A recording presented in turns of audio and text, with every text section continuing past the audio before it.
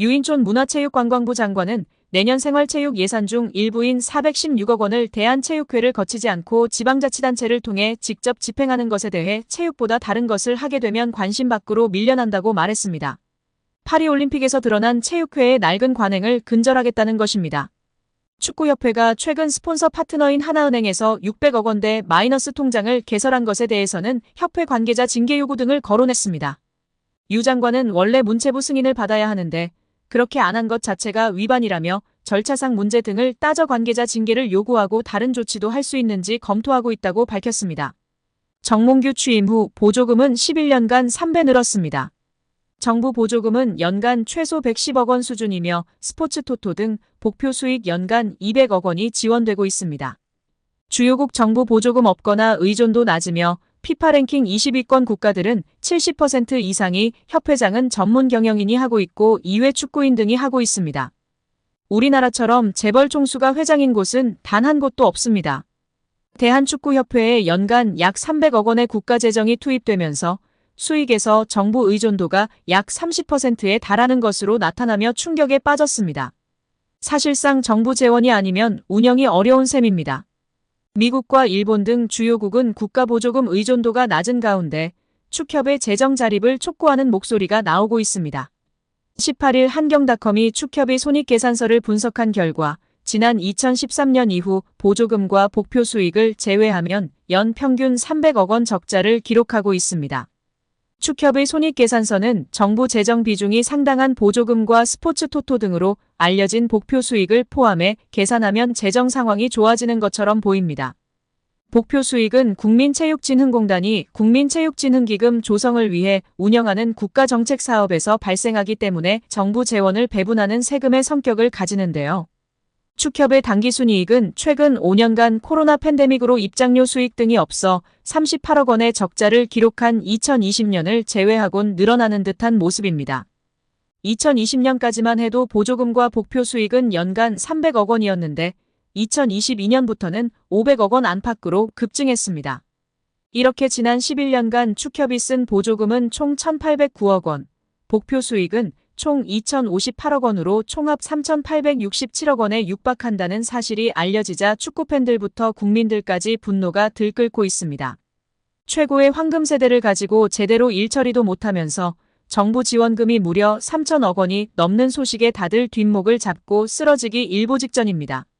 축구협회가 정관상 보수를 받을 수 없는 게 원칙인 비상근 임원들에게 자문료 명목으로 매달 수백만 원씩 급여성 고정 보수를 지급했다는 지적이 나왔습니다.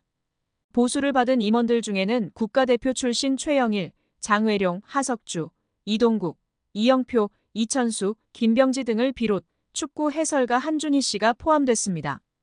이 같은 내용은 지난 5일 문화체육관광부가 발표한 대한축구협회 감사 결과에 들어있는데요. 문체부는 홍명보 축구대표팀 감독 선임 논란을 계기로 축구협회 운영 전반을 들여다본 바 있습니다. 축구협회가 2021년부터 올해 8월까지 비상근 임원 44명 중 34명에게 지급한 보수는 모두 28억 원. 축구협회는 정관과 임원 보수 규정에 의하면 별도 계약을 체결한 경우 비상근 임원이라도 보수를 지급할 수 있다고 주장했습니다. 문체부는 자문계약 대상자 선정이나 자문료 책정 기준을 공정하게 마련하지 않은 채 방만하게 보수를 지급했다고 비판했습니다. 이 기간 축구협회에서 가장 많은 자문료를 받은 비상근 임원은 위르겐 클린스만 감독 선임 당시 활동했던 마이클 밀러 전 전력강화위원장이었습니다. 2023년 축구협회와 2년간 연 25만 달러, 약 3억 4천만 원을 받는 자문 계약을 맺었습니다. 그는 올해 2월 아시안컵 이후 클린스만 감독이 경질될 때 함께 사퇴했고 1년 2개월간 약 3억 5천만 원을 수령한 것으로 드러났습니다. 밀러 이후 전력강화위원장을 맡은 정혜성 위원장은 월 1,500만 원을 받는 자문 계약을 맺었고 2월 말부터 6월 사임할 때까지 7,800만 원을 수령했습니다. 문체부는 두 전직 전력강화위원장이 받은 자문료가 축구협회 임원 보수 규정상 자문료 한도를 초과했다고 봤는데요. 규정에는 분과위원장 자문료 한도를 연 1억 원으로 정하고 있는데 이를 어겼다는 것입니다. 축구협회는 밀러는 당초 협회 지도자 강사로 계약했다가 협회 필요에 의해 전력 강화위원장으로 선임했기에 지도자 강사 보수에 준하는 자문료를 책정했으며 정혜성은 전력 강화위원장 역할과 책임, 전임자들 자문료 등을 고려해 책정했다고 설명했습니다. 축구협회 전현직 비상근 부회장들은 월 250만 800만 원을 자문료 형식으로 받았습니다.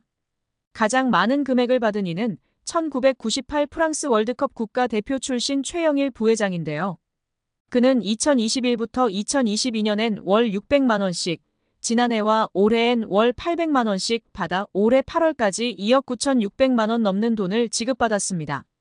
K리그 인천과 중국 충칭 감독 등을 지낸 장회룡 부회장은 2023년 부임한 이후 월 800만 원씩 받아 총 1억 2,700만 원을 수령했습니다.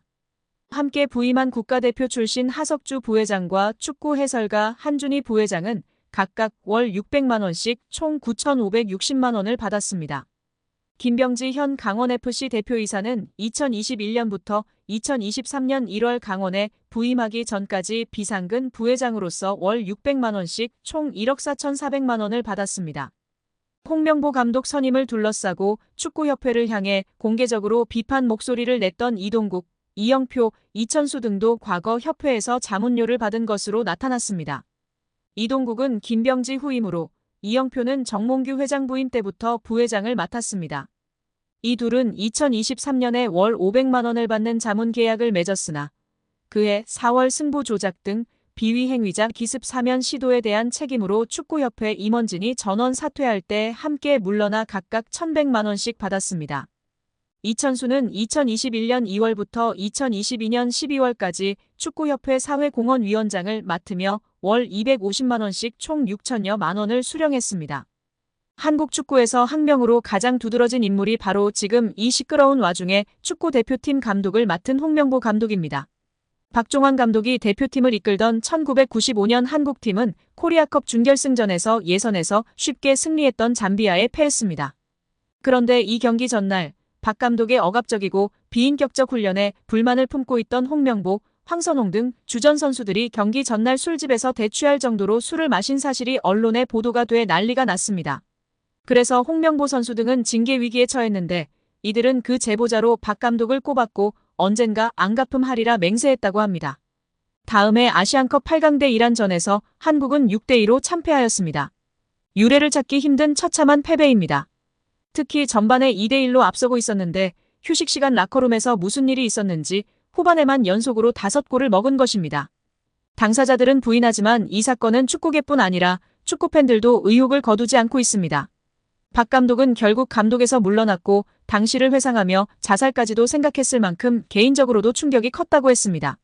한국이 참패를 당하자 국내 언론들은 11회를 이끌고 있는 홍명보가 태업을 이끌었다. 박종환 감독을 끌어내리기 위해 선수들이 태업을 했다라는 등의 뒷말들이 나돌기는 했지만 끝내 참패 원인의 진실은 밝혀지지 않았습니다. 당시 한 언론은 홍명보 선수가 과학적이고 체계적으로 지도하는 감독을 원한다며 스파르타식 훈련을 고집하는 박종환 감독에게 노골적인 반기를 들었지만 누구보다도 체계적으로 지도했던 아나톨리 비쇼베츠 전 감독에게도 노골적인 불만을 터뜨렸다고 전했습니다. 조중현 당시 KBS 해설위원조차 홍명보가 선수로서의 본분을 망각한 것 같다. 옛날에는 감독의 그림자도 밟지 않았는데 어쩌다 이 지경이 됐는지 모르겠다고 개탄했다고 합니다. 하석주 전 전남 감독은 최근 언론 매체 오센과의 인터뷰에서 11회는 그냥 봉사단체다. 내가 회장을 맡고 있다. 라고 밝힐 뿐 특별한 이야기는 하지 않았었습니다.